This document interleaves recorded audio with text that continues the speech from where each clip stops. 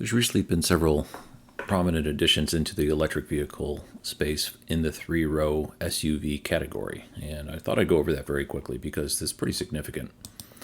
First, I want to touch on the current state of the electric vehicle market, and there's been a lot of talk after the election of former President Trump for a second term that we might have a stalling of electric vehicle adoption, but that's not what the numbers are showing, at least what we have today.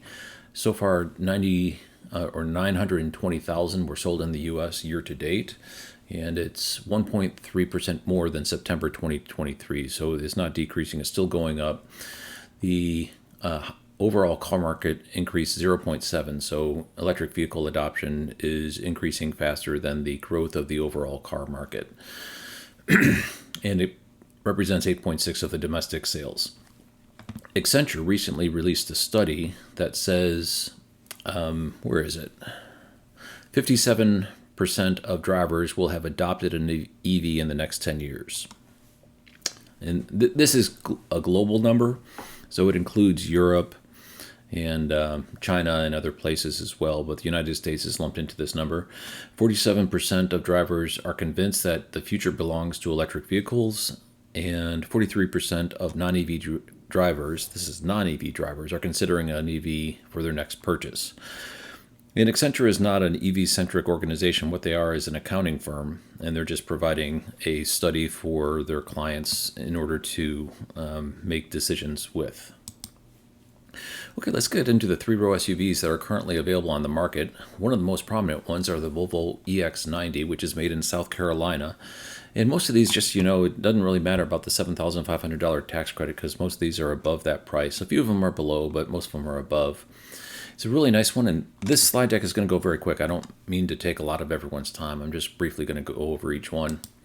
Next one is the Kia EV9. This one has been tremendously popular. I've been seeing a lot of these in my neck of the woods.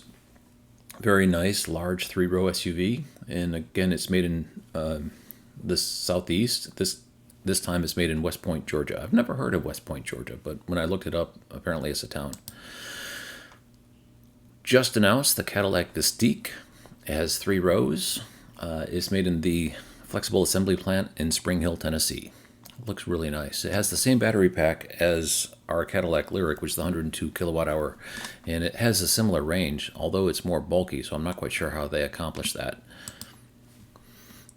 Lucid has the Gravity coming out. It's made in Casa Grande, Arizona, and supposedly it's very roomy on the inside. I've never seen one in person, but just judging from the car reviews that I've seen, it looks to be a very class-leading interior cabin space offering. If you want to go premium, the Cadillac Escalade IQ, and this is really what you would expect to see someone like a Rose limousine driver purchase because the price is very high.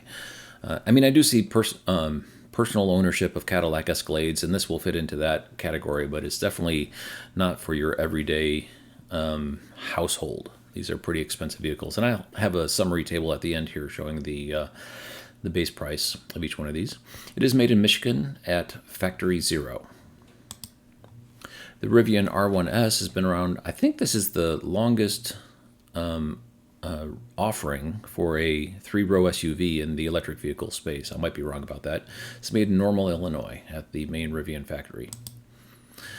And this one here is the most devastating demon spawn wrecking ball that's going to be showing up into the North American car market, the Volkswagen ID.BUZZ. And it is priced a little high, but they could charge $100,000 for this thing and it would still sell completely out. They're talking about moving it to the Chattanooga, Tennessee plant, but currently it's made in Hanover, Germany. But I'm very confident that a three-row minivan made by Volkswagen is going to sell tremendously well. Plus, it looks fantastic. Just think an electric Volkswagen minivan. This is going to just slaughter the market. I'm very confident they're going to sell every single one that they make. And here's the summary table. And as you can see, the Cadillac Escalade is $130 in order to get your hands on a base model, and then everything that you want to add to it, like door handles or whatever else, is going to cost more. Probably about $150 if you want to get into a well outfitted one.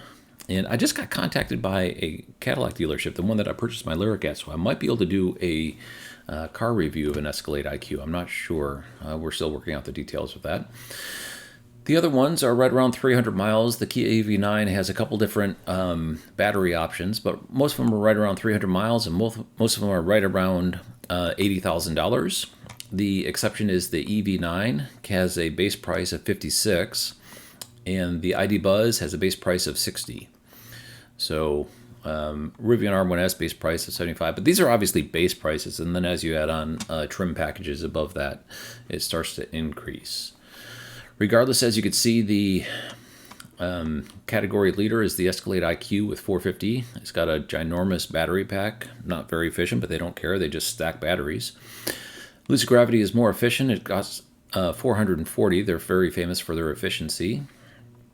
And Volkswagen ID.BUZZ, I think, is at the bottom of the pack, but still, I'm very confident that this, as a suburban minivan brigade hauler, is going to just completely sell out. It's going to slaughter the market. I'm very sure about that.